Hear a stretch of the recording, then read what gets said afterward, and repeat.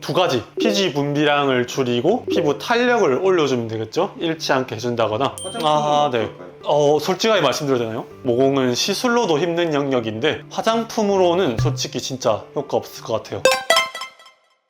이제 모공 때문에 스트레스가 되게 심한데 이게 모공이 커도 좋아질 수가 있나요? 네네. 모공이 참 많은 분들이 신경 쓰이는 부분이죠. 모공 치료가 조금 인내를 요하는 부분이긴 해요. 사실 저도 모공이 많아가지고 조금 내려놓고 살긴 합니다. 한번 보여드릴까요? 네네. 이걸로 사진 딱 찍어보면은 보이시죠? 되게 많네요. 그렇지만 이제 저는 내려놓고 산다고 해도 찾아오시는 환자분한테도 조금 내려놓으면 좋다고 말씀을 드리고 싶지만 사실 고민이 큰 분들에게 그렇게 이야기하는 거 어떻게 보면 실례죠. 나는 이걸로 이렇게 스트레스를 받는데 그거 괜찮아, 별거 아니야, 왜 이렇게 유난이야 하는 거잖아요. 그래서 최선을 다해 좋아질 수 있게 도와드려야죠. 사실 좀 어렵긴 합니다, 여러분. 모공은 노력과 시간이 좀 필요해요. 마치 여드름 흉터와 좀 비슷한 치료 영역인 것 같긴 합니다. 그렇지만 어려워도 이게 모공의 원인에 맞춰서 문제를 조금 해결해 나간다면은 스트레스를 많이 줄일 수 있다고 생각합니다. 그럼 모공이 이제 생기는 원인은 뭐예요? 네. 사실 모공은 우리 누구나 태어날 때부터 갖고 있어요. 원래 있는 거고. 다만 이게 살면서 넓어지는 이벤트가 생기고 그게 미적으로 넓어지면 깔끔한 피부 인상에 방해가 되다 보니까 문제가 되는 건데요. 이 넓어지는 이벤트는 크게 두 가지 원인이 있습니다. 하나가 피지 분비량 증가, 하나가 피부 탄력 감소. 그래서 모공은 털 구멍이라는 뜻이지만 사실 피지선에 기름이 흘러나오는 곳이기도 해서 속유관 구멍이라고 보면 될 것 같아요. 그리고 속유관벽은 콜라겐으로 되어 있다고 가정할게요. 그럼 기름이 많이 나오면은 속유관이 발달되면서 면적이 넓어지고 구멍도 커지겠죠. 그리고 노화로 인해 피부 탄력이 떨어지게 되면은 이 늘어났던 벽이 되돌아오지 못해서 모공 크기가 남고 이게 또 중력 방향으로 모공에서 처지면서 세로주름처럼 생긴 모공이 생기기도 합니다. 그래서 피지 분비량이 과도하지 않게 해주고 피부 탄력을 유지해주면은 모공이 더 넓어지지 않거나 줄일 수 있죠. 구체적으로는 어떤 방법이 있을까요?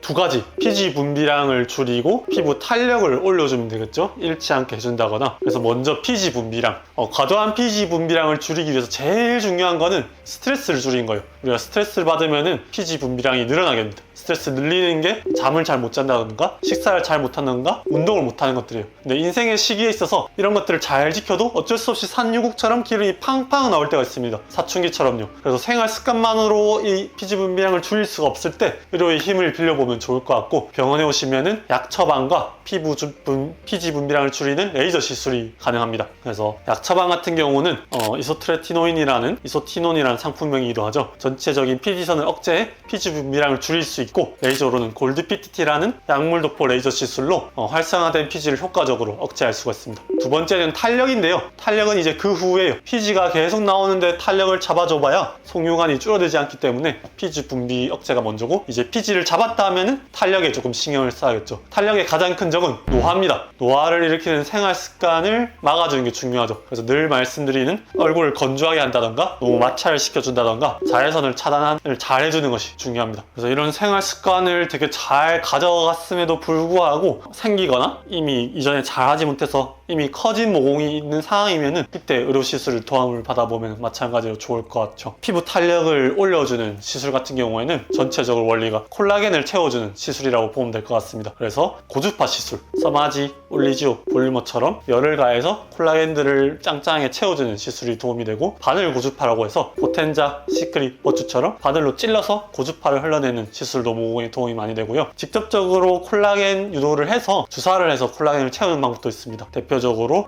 스컬트라, 울트라콜, 주베록이 있는데 모공 쪽에서는 주베록과 울트라콜이 괜찮은 것 같고요. 그 외에도 가장 유명한 모공하면 떠오르는 프락셀도 있고, 좀 더 나은 방식인 피코 프락셀도 있습니다.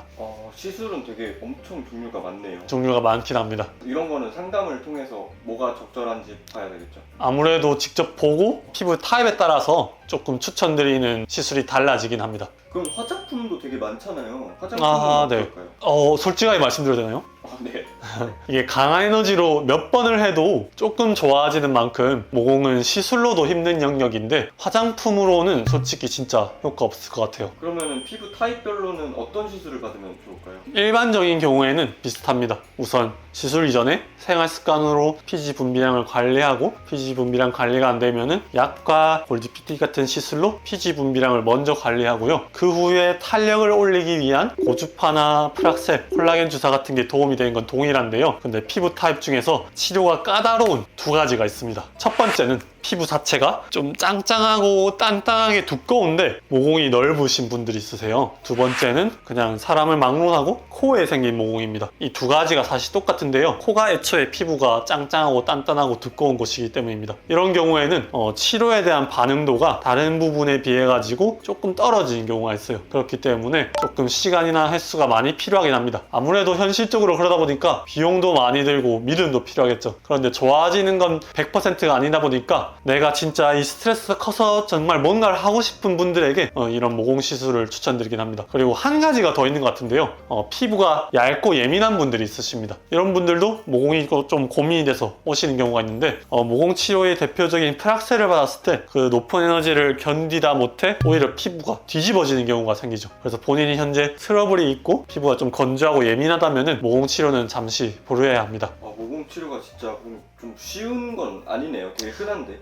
맞아요. 쉽지 않아요. 인내와 믿음을 요하고 100% 다 차오르는 것도 아니니까요. 하지만 이 모공을 좋아지게 하는 과정에서 피부 자체의 탄력이 올라가고 결도 전체적으로 좋아지기 때문에 피부가 좋아져서 오히려 만족하는 경우가 많아요. 이 모공이라는 나무를 고치러 가는데 모공나무 한 그루 한 그루는 다 고치지 못했지만 이렇게 더 넓은 시야에서 봤을 때 모공나무가 이루는 피부 전체 숲이 좋아지는 거죠. 그래서 오히려 모공 치료하게 했다가 전체적으로 피부가 좋아져서 만족하게 되는 경우가 많기 때문에 시술이 의미는 충분히 있다고 생각합니다.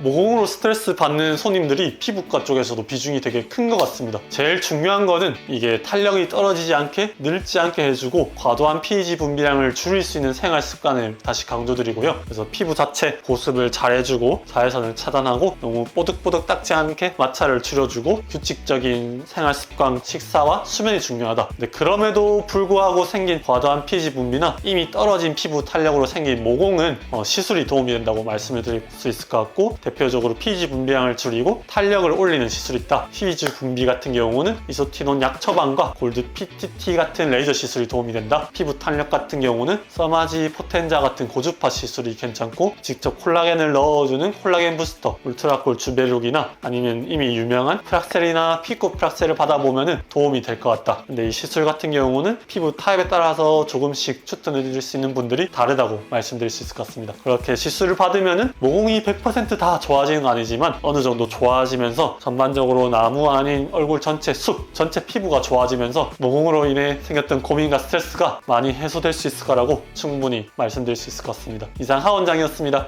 감사합니다.